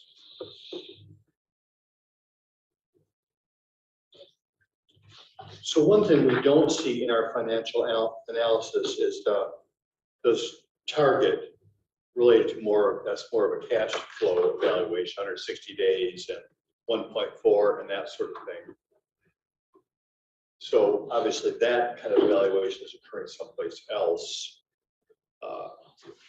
We could provide that. So if I'm hearing that, and I think to respect Peter's review too, I think that'd be very beneficial for the UPC to see the fund net position, both for water and for wastewater, and to see all those kind of financial goals and metrics on where we're supposed to be, where we're required to be, where we want to be, or where we are. Understand this is all forecasting, projected, but it will give you the understanding of where we're at in terms of that stuff. So in here, the contract, it talks about this cost of service study that'll be done for purposes of the rate. Does Bart have a model that he updated, or is this just his gut, or? You know what I mean? That he would say, here's where you all thought you were going to be. Now it looks like you're here. Yeah, so because all the things in this document say, we're doing better than I thought. yeah, we could share. I can share that this is a preliminary, very preliminary work product. Our teams continue to interact with Mr. Foster, we continue to provide information, stats, what we're seeing in revenue for the repeater classes and stuff like that. So we're getting that information in real time and I'm relaying that over to Mr. Foster. And so it's his goal, our goal, to work in obtaining that work product so that we've got that finalized and bring that to the table to get a clearer picture of what these positions are that we're making. So, One thing too, I think just as a kind of caveat on the Stantec contract, assuming we're going to go with that. I'm assuming it's probably going to be large enough for any take it to the city commission. It may be, depending on how much work is added into it. That very well could have to go to city commission, so that's going to be, there's a process. Yeah, so my point being is that there's a couple more weeks kind of tacked on to that process, just to even get Stantec literally on board with us. We'll go through those steps. so I'm hearing some support at this point, but I'm also hearing some support, for discussion and further information. So a special meeting 2 weeks from now on the 28th at 8:30, does that work for people?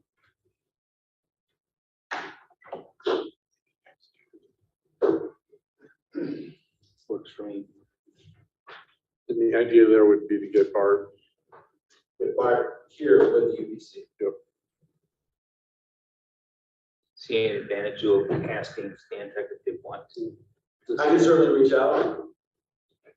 Or could you, you have the ability to hire qualified firms, and I assume they're a qualified firm at this point, maybe outside that contract, so you could ask them to come here maybe on a time and material basis to give us their, again, cursory opinion of what's going on? Yeah, we could, I'm sure we could see what in the margin type stuff we can do before. I think realistically, if they know they're going to get the contract and we say, hey, we'd like you to attend this meeting on the 28th, to join us, be at the table, I think they would join. Okay. That'd be my guess. So I think part of the next meeting too should be part of the narrative of how we want to present whatever we're going to bring forward. And John had a good positive spin on it, and I think we should develop that. That's good, and I agree, because if it's not just the city that's going to take heat, there's Anna's going to get a lot of phone calls. So we need a unified message and rationale for what we're doing and why.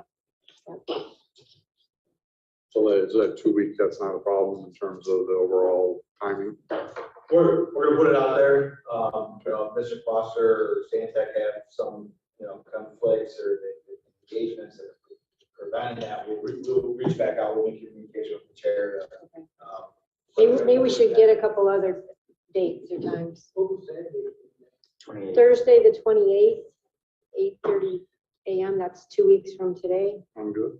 I've got a major conflict, but I can do my best to try to adjust that one. CATS is canceled, isn't it? The policy. Nobody hears on that. I think CATS is canceled for July. I hope it's your time up. Yeah. So I think Wednesday could be a possibility as well, Okay. Good ones. Sure, good. or even Friday. Friday. Friday's not good, it's good for me, but Wednesday or Thursday. Wednesday or Thursday. 27th or 28th. I think I have a preference for the 28th, keeping it on Thursday. I can have an alternate replace me regardless. But I'm not available those days, but I just continue. I think it's important for you to be here. Could you You're the call one who's in? dug in, Darwin. Gary, could you call in? I can always share with someone. I'll look at if we get information. I'll look at We could also, it. And you're gonna have these people on, so. Or So you- Zoom or whatever. You're not even available to Zoom in for an hour or two? You couldn't go, but you could help the I can do discussion. that. Okay. I'm gonna be trapped, so. Are you on vacation? I don't want to make you. Yeah, I am. Okay. That's fine. I'm glad to stop. but I'm actually driving. So I'm the 48th. McDonald's Wi-Fi? That's what I'm fine with it. I've done it before. Peter, as a professional member, are you willing to work with us, Mr. Foster, individual basis up into the time period before that? Yeah, I'm more than happy to work to the extent I have time available, and these folks want me to do such a thing. Is that may be a large benefit if we can, Yes. say like Tuesday, get a call with Peter and Mr. Foster. We can use Peter as a professional member to kind of move this work along. Okay, I'm good with that. I forget, do we have to vote on that? We don't vote every time. I think we say we approve the bills, which affirms that we Okay, approve the okay. work. But you need to be approved to do the work before you can submit your invoice.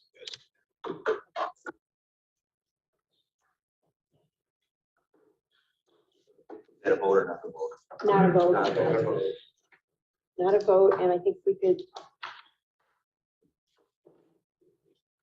So would that be the only thing on that special meeting agenda, or do we want to cancel the August meeting and just do that one? We can make that call at that time. Sure. Okay. All right. So if we're good on that item? Correct. I think good discussion. Member, alternate attendee guest comments. I'll start with those virtually. Any comments? Let me look here. Any comments?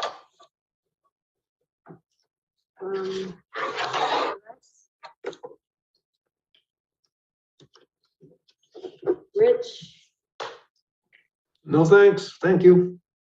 Steve, Nothing here. Mark, Elliot, No comment. Thank you. okay, and then we'll go in the room. Jerry, I know what you're going through. I just approved this week my chemicals. I painted water towers. I've been full wells. Clean them and repair them. And right now we're trying to do our instrument panel well things. My municipal system is got a lot of upkeep, and I just want to. This is a difficult time trying to manage all of this, the repairs and maintenance. I think something that's important that I'd like to hear is we need to get into Jim's head. We need to know what he's looking at 5, 10 years down the line, where he thinks we need water supply, loops, pressure in the line, economic, residential development, economic development. We're talking about a center down in the center of Kalamazoo.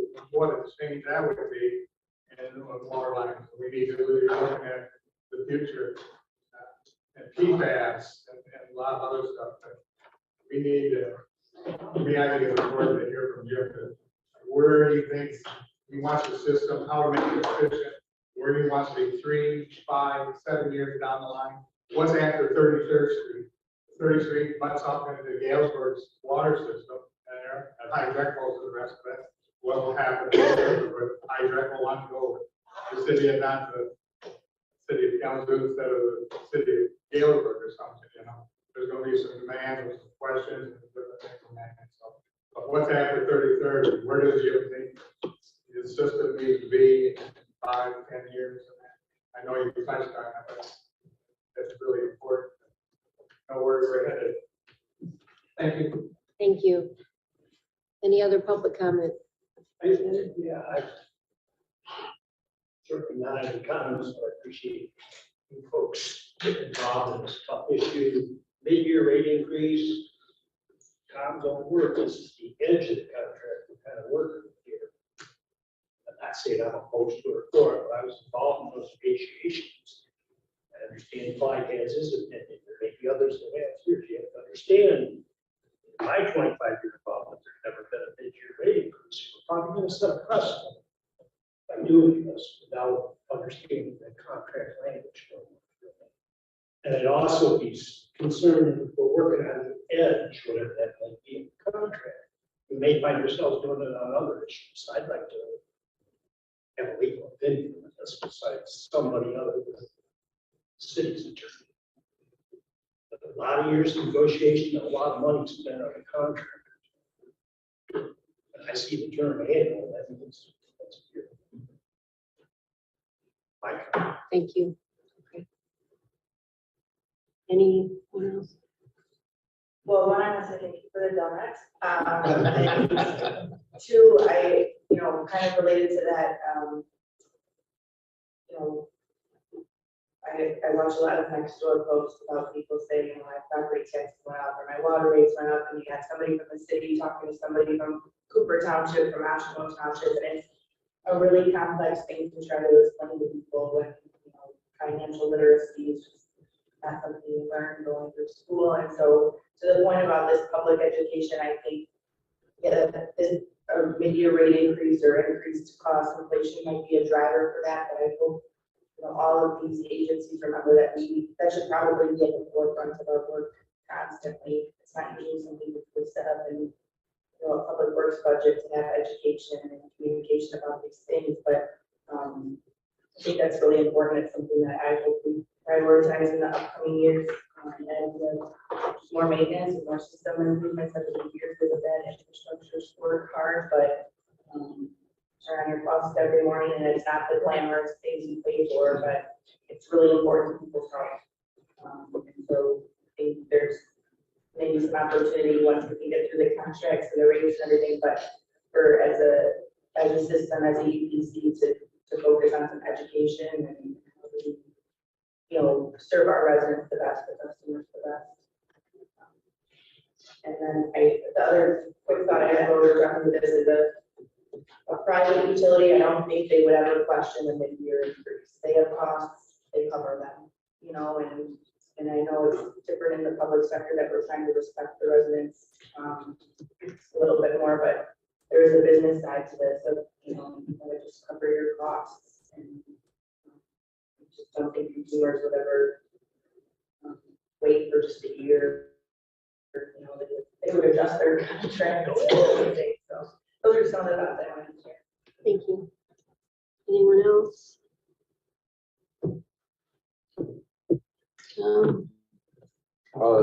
To the response to that, the mid-year increase, we'll discuss that at the next meeting. But I'm sure the gas station will have a midday price adjustment today. Hopefully it's down. Right. Yeah. Jim? I hope our goal is to make the best decision for the residents, and it might be short-term pain in the end.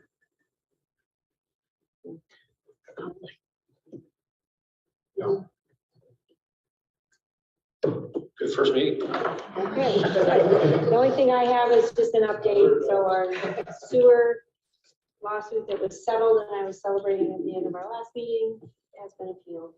The decision.